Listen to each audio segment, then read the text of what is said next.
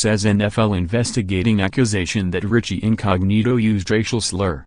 Orchard Park, Bills general manager Brandon Beane confirmed on Tuesday that the NFL has opened an investigation into the accusation by Jacksonville's Yannick Ngakoue that Buffalo's Richie Incognito used a racial slur during Sunday's AFC wildcard playoff game. "We're looking into it," Beane said during a joint press conference with coach Sean McDermott which was held to wrap up the just-concluded season. "I've spoken with the league, we're going to follow a protocol, and that's where it's at." Sunday night, Ngakoue sent out a tweet indicating that Incognito had used a racial slur, and he did not back down from his comment Monday when he spoke to reporters in Jacksonville. "I've been playing this game for 12 or 13 years and have never heard anything like that," Ngakoue said. "When somebody says something about your ethnicity, that's taking it too far. You can't say certain things."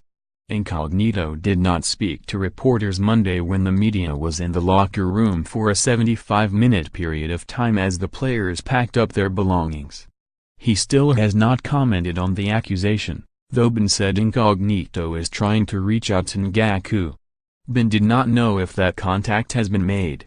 Given Incognito's history, specifically his 8-game suspension in 2013 for his role in the bullying scandal of former Dolphins teammate Jonathan Martin where he was found to have used racial and homophobic insults, this could prove to be a sticky situation for the offensive guard who has been named to the Pro Bowl all 3 of his seasons in Buffalo. Beane was asked if the organization would support Incognito, and he said, "We're always going to support our players." Pressed further, and asked whether this could ultimately cost Incognito his job with the team, Beane said, "We're still in the fact-finding part of the situation. It's really early, so it would be total speculation." Beane did not want to elaborate on exactly what he knows at this point. "The league is doing their investigation, we understand his side and some of the other guys that heard, but until we get it finalized, I don't want to comment on it," he said. "From what I understand, it was a little bit of on-the-field stuff back and forth. There was definitely an exchange, and I think there's a misunderstanding of what was said." Ngakoue said Monday, "There were 22 players on the field yesterday. I'm pretty sure I'm not the only person who heard it." However, no one in Jacksonville has concurred with Ngakoue, claiming they didn't hear whatever Incognito might have said. Ex-Bill Marcel Deros was one of the players who said he wasn't aware of an exchange. "I have no comment on that," Deros said. "I don't know anything about it."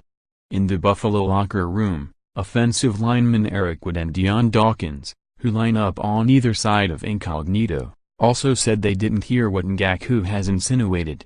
"It was chippy out there, but I didn't hear anything," said Wood. "Richie has done a lot the last few years to restore his image and I hope it's not all thrown away based on speculation, but I didn't hear it, so I can't really speak on it."